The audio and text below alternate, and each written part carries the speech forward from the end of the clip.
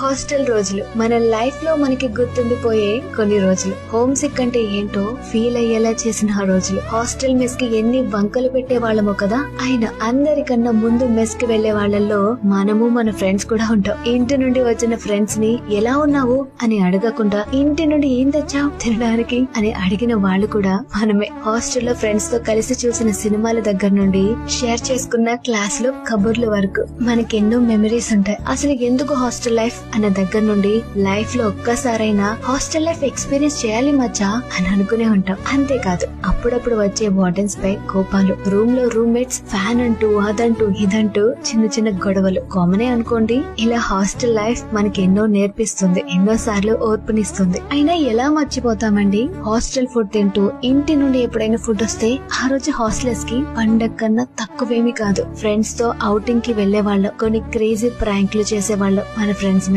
అదే ఫ్రెండ్స్ తో టైం తెలియకుండా గంటలు గంటలు కబుర్లు చెప్పుకునే వాళ్ళు. ఇంకా గుర్తుండే ఉంటుంది ఆ ఎగ్జామ్స్ కి హాస్టల్లో మనం చేసిన గ్రూప్ స్టడీలు అండ్ నైట్ అవుట్లు. మరి ఆ హాస్టల్లో ఇన్ని మెమరీస్ క్రియేట్ చేసుకున్న ఆ ఫ్రెండ్స్ తో ఒక రోజు నిజంగా హాస్టల్ లైఫ్ ఎండ్ అయిపోయే రోజు వచ్చినప్పుడు మనకి ఏదో తెలియని వెలితిగా అనిపిస్తుంది కదా. ఏదేమైనా ఒకరి మీద ఒకరు వేసుకున్న జోక్స్ నుండి మనం సెలబ్రేట్ చేసిన ఫ్రెండ్స్ బర్త్డేస్ వరకు ఇలా ఇంకెన్నో హాస్టల్ రోజుల జ్ఞాపకాలు మనకి గుర్తుండే ఉంటాయి. ఏమంటారు?